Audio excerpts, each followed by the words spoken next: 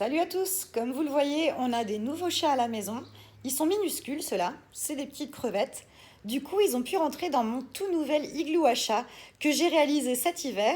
Donc, on va voir ensemble la confection de cet igloo à chat gratuit, bien sûr, si tant est qu'on ait de la laine. Il y a des années de ça, j'ai fait un stage de feutrage de laine avec une amie et j'avais réalisé ce magnifique sac à main dont je suis très fière. Et j'avais aussi acheté plein de laine de couleur. Du coup, ça fait des années qu'elle traîne dans mon grenier, je ne savais pas quoi en faire, et ben voilà, l'occasion se présente enfin. Il me faut de l'eau chaude, une serviette, une bassine, un savon de Marseille, une tasse, ça finalement ça sert à rien, un rouleau à pâtisserie, du papier bulle, un tapis à sushi, du tulle et puis un gabarit. Bon, mon patron en carton, je l'ai fait beaucoup trop petit, donc si vous voulez le faire pour des chats adultes, je vous conseille de faire un plus gros diamètre. Après, le reste, c'est à peu près la même chose. Une fois qu'on a choisi ces couleurs, il va falloir faire plusieurs couches pour la résistance de l'igloo. Et bien sûr, on commence par la couche la moins intéressante, celle du dessous, donc la couleur la plus neutre. À partir de là, on va devoir superposer les couches. Donc on fait une première couche avec des brins comme ça, pas trop épais mais pas trop fins non plus, et ensuite on va venir faire une autre couche par-dessus en les disposant de façon perpendiculaire. Une fois qu'on a mouillé le tout avec de l'eau savonneuse, on replie les bords sur le patron et on continue de l'autre côté, toujours pour la couche intérieure. Maintenant, pour l'intérieur, j'ai déjà 2 couches de blanc crème superposées des 2 côtés du patron. Je peux m'attaquer au dessous et faire les couches décoratives avec la couleur de mon choix. J'ai décidé pour le dessous de faire des dégradés de rose. Cette fois-ci, je ne suis plus un schéma perpendiculaire, mais l'important c'est que ça fasse un joli dessin. Ensuite, je viens mettre le tulle par-dessus pour tout maintenir en place et je vais pouvoir arroser avec de l'eau chaude savonneuse. Pour feutrer la laine, grosso modo, il va falloir l'agresser.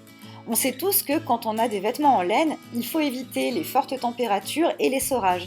Et bien c'est justement pour éviter qu'elle feutre, alors que là c'est exactement ce qu'on veut. Avec eau bouillante, savon, friction des mains et même battage, en gros on va lui éclater sa gueule de toutes les façons possibles, les fibres vont s'ouvrir et s'entremêler. Bon, là je m'attaque au dessus de mon igloo, donc la partie qui m'intéresse le plus. Alors j'ai mis des couleurs roses et orange pour la sous-couche, mais c'est pas celle qu'on verra le plus. J'ai mis ça parce que c'est tout ce que j'avais, mais ce qu'on verra c'est la couche finale, donc les couches de bleu, le dégradé de bleu. Une fois que j'aurai mouillé tout ça avec l'eau savonneuse, je vais pouvoir replier les bords sur le côté et à partir de là, mon igloo sera terminé, il ne restera plus qu'à feutrer.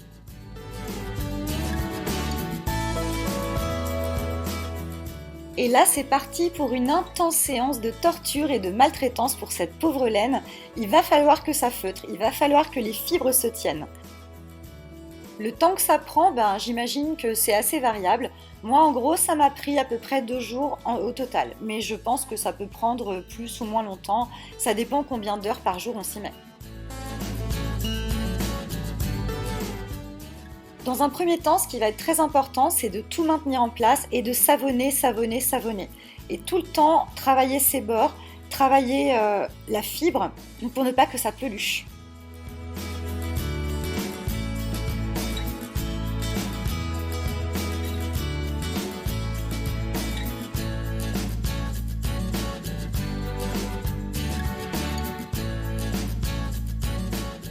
Après une longue phase de savonnage, on va pouvoir commencer à rouler le projet dans les 2 sens plusieurs fois. Et là, à chaque fois qu'on l'aura roulé, il va falloir le sortir, le tourner d'un quart de tour et recommencer. Encore et encore et encore. Vu que j'ai pas très bien géré cette phase et que je n'ai pas respecté les quarts de tour de façon très régulière, on voit bien que mon centre orange est déjà en train de se décaler sur le côté. Mais normalement, si vous vous y prenez bien et que vous êtes bien régulière, ça devrait bien se passer. Ensuite, assez fréquemment, il va falloir retirer le tulle et toucher directement à main nue pour vérifier que les fibres ne s'envolent pas, qu'elles sont bien en train de s'agglomérer entre elles.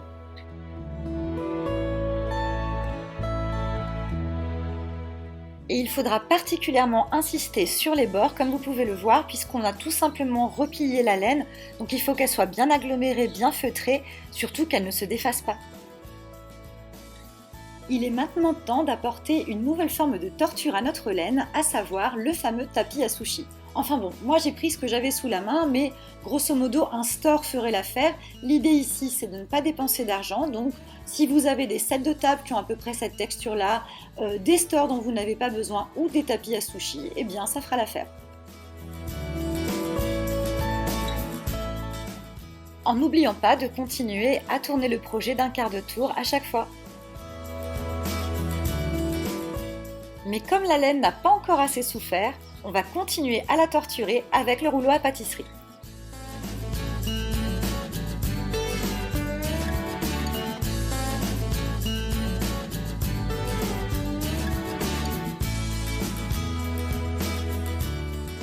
Et là, on peut vérifier si c'est assez feutré ou s'il faut continuer.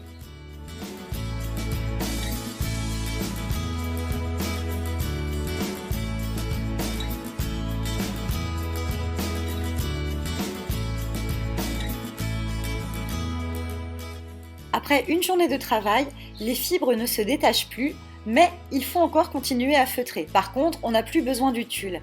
Comme vous pouvez le voir, le projet a nettement réduit de volume. Donc c'est vraiment à prendre en compte quand vous dessinez votre gabarit. De toute façon, ça va énormément réduire. Et là, je vais couper une entrée pour mon igloo à chat. Donc je coupe une toute petite entrée parce que le trou, lui, par contre, va s'agrandir au fur et à mesure qu'on va continuer à feutrer. Alors bon, c'est vrai que l'ouverture va grandir à mesure qu'on feutre. Par contre, finalement, pour un igloo à chat, je me suis rendu compte qu'il ne faut pas lésiner sur la taille de l'entrée.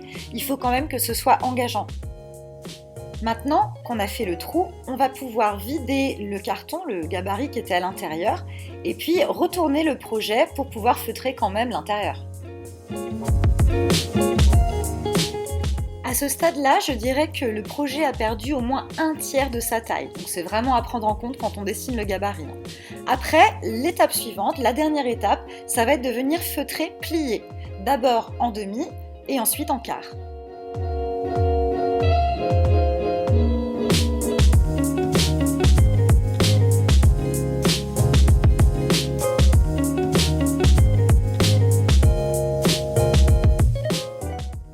Pour parachever l'œuvre, on va continuer à taper cette laine, cette fois-ci à la main. On va carrément la battre.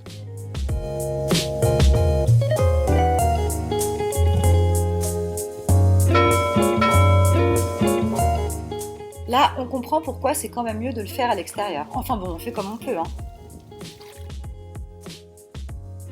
Enfin, il va s'agir de bourrer l'intérieur de l'igloo, bien entendu, pour lui donner sa forme, et il va ensuite falloir le laisser sécher, bourrer, pour qu'il garde cette forme une fois sec.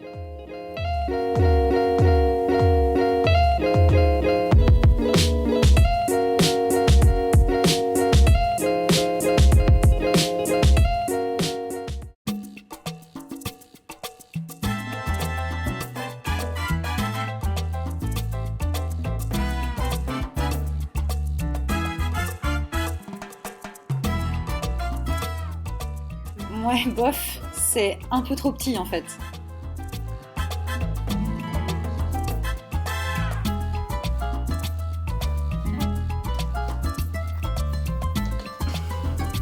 Connard.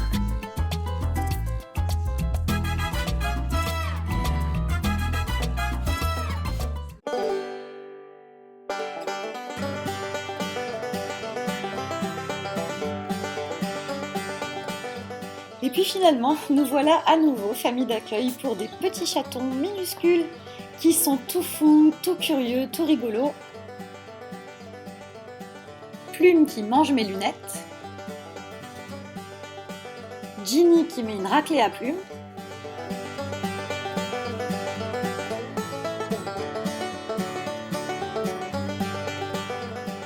Et Ron, le grand frère tout rouquin.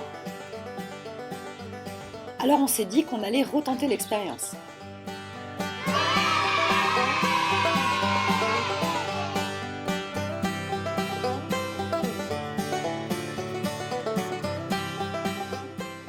Verdict, les igloos à chat professionnels, c'est quand même mieux, hein, ça se tient en place beaucoup mieux, mais c'est super cher. Si vous avez envie de vous amuser un petit peu à la maison et que vous avez de la laine, franchement, faites-le, ça vaut le coup.